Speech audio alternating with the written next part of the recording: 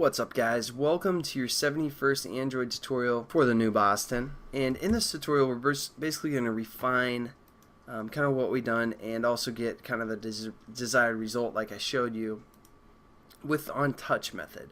So the first thing I want you guys to do is go into the MyBringBackSurface class and change our isRunning right when it's started here to false. Because again, our thread is going to go through this onResume method before it actually starts our thread, and that's where we're actually going to change, our isRunning to true. So not too big of a deal there, but then we go into our Surface class. And what we're going to do is we're going to implement the OnTouch listener. So we're going to say implements OnTouch listener, just like we did with OnClick listener.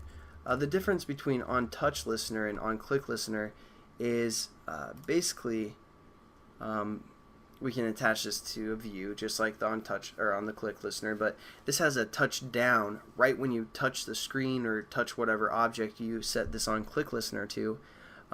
Right then is down, and then there's a move when your fingers like press down and moving around on the screen, and also when you release or when you let off of your touch there. So we can kind of find those three events as well.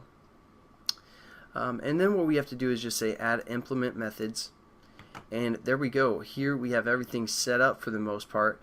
The only other thing we want to do is we want to set something to be looking for a touch method right here.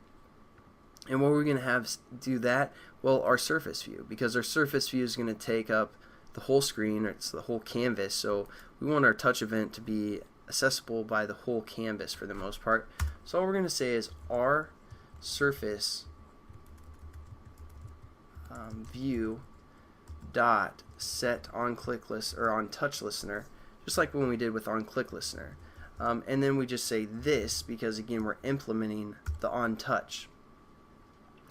Now what we can do is we're basically going to touch screen and we're going to get the X and the Y value of that information and process it and kind of handle it as well. So what I did is I set up a float, and you want a float value of an X and a float value of a Y, and then that's what we're going to kind of define. Now we're also going to set up this X and Y to equal something initially, so X equals 0 and Y also will equal 0, and then we're going to change it within our OnTouch method.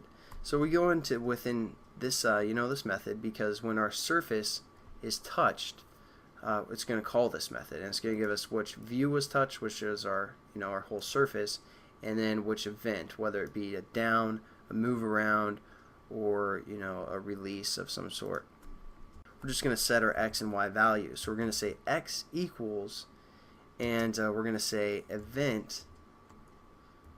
Wait, is it event? Yeah, event, I'm sorry. Or whatever your second argument is, which is your motion event.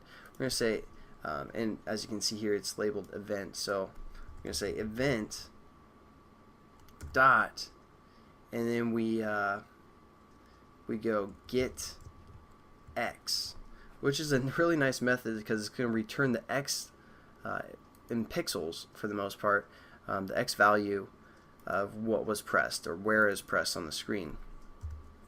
And then also we just say Y is equal to event dot get Y, and there we go. We have our X and Y values every time the screen is touched, and it does that through grabbing the event and getting the value for the X, and then we set it up to this variable. So that's probably it for this tutorial. Pretty quick. It's still not doing anything yet. The next tutorial we're going to piece everything together and get our application working. So make sure you watch that, and I'll catch you guys then. Peace.